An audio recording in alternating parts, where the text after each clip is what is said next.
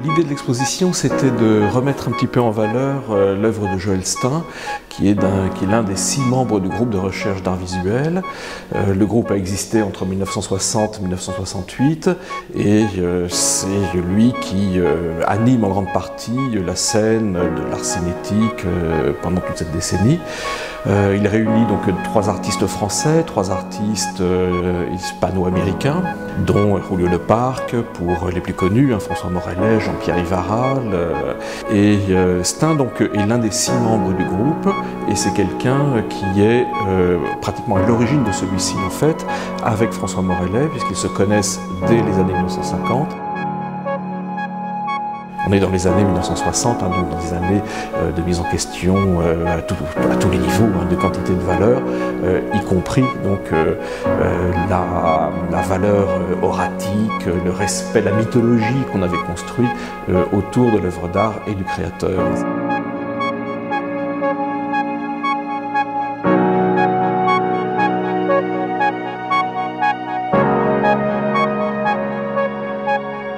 Joël Stein et les artistes du groupe de recherche d'art visuel sont passionnés par ce qu'ils appellent les situations visuelles.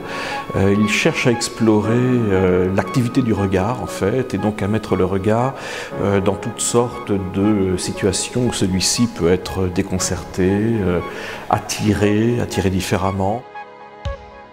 Le kaléidoscope est une forme, une structure qui a justement pas mal favorisé Joël Stein. On en a un exemple ici avec ces objets qui sont des objets manipulables et qui demandent en fait un minimum d'intervention du spectateur. Donc on doit regarder à l'intérieur du kaléidoscope, on voit une sorte de sphère virtuelle se déployer à l'intérieur de son espace. Voilà, on va faire fonctionner cette œuvre de François Morellet, qui est une des œuvres historiques du groupe de recherche d'art visuel, puisqu'elle figure dans le premier labyrinthe en 1963.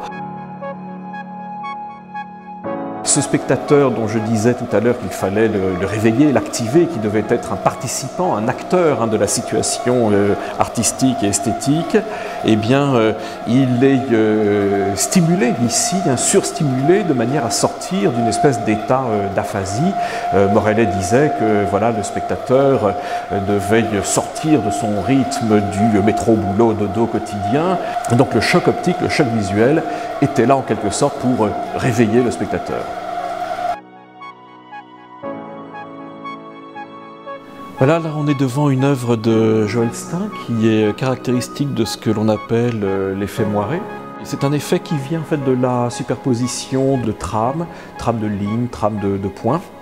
Ce mouvement que l'on voit se produire à la surface de l'œuvre, il est provoqué ici en fait de manière mécanique. Il y a un rotor qui anime une grille perforée de petits trous circulaires. On peut aussi l'activer dans d'autres œuvres, à la main ou par le simple déplacement en fait, du spectateur. Et c'est le cas de ce qui se passe ici avec la sphère trame de François Morellet. On en a encore un autre exemple ici, avec cette œuvre de Ivaral, qui est un relief, comme vous le voyez, un relief avec des fils noirs qui passent par devant une trame de traits blancs, qui forme ce que l'on appelle à l'intérieur de l'effet moiré un moiré araignée. Alors là c'est une autre œuvre de Jean-Pierre Ivaral qui ressemble à ce que l'on vient de voir à propos de l'effet moiré, mais en réalité l'effet est plus celui de la saccade optique. Il est provoqué par cet échelonnement de tiges dans l'espace, de tiges peintes en noir et blanc. Il y a comme une espèce de couple perceptif qui se produit entre le spectateur et l'œuvre, qui active finalement une espèce de force visuelle tout à fait étonnante. C'est ce que Julio Leparc appelait un troisième état de la perception visuelle.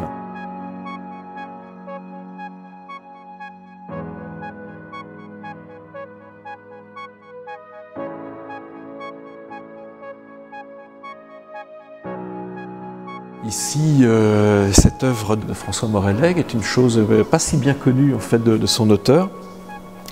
Et caractéristique de ces choses au fond très simples mais très spectaculaires aussi, hein, qu'arrivent à faire les membres du groupe de recherche d'art visuel. Vous avez un fil, une petite cordelette qui pend suspendue à un poids, et puis un petit moteur donc la met en mouvement, la fait vibrer et donc crée cette sorte de sinusoïde en volume. On peut faire ça, ça.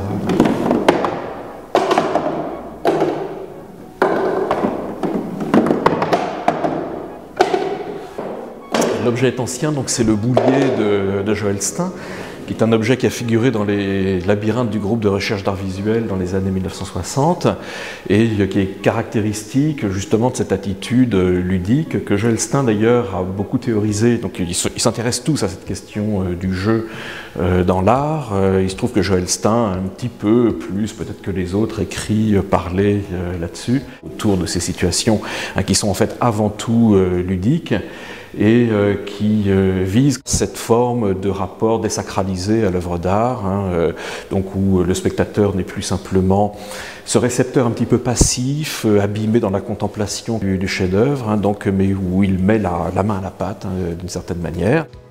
Le modèle, il est presque politique finalement, hein. Il a une visée en fait sociale et politique de reconsidérer différemment la place de l'art dans la vie des gens et les valeurs de l'art dans la hiérarchie des valeurs autour desquelles une société se construit et cristallise.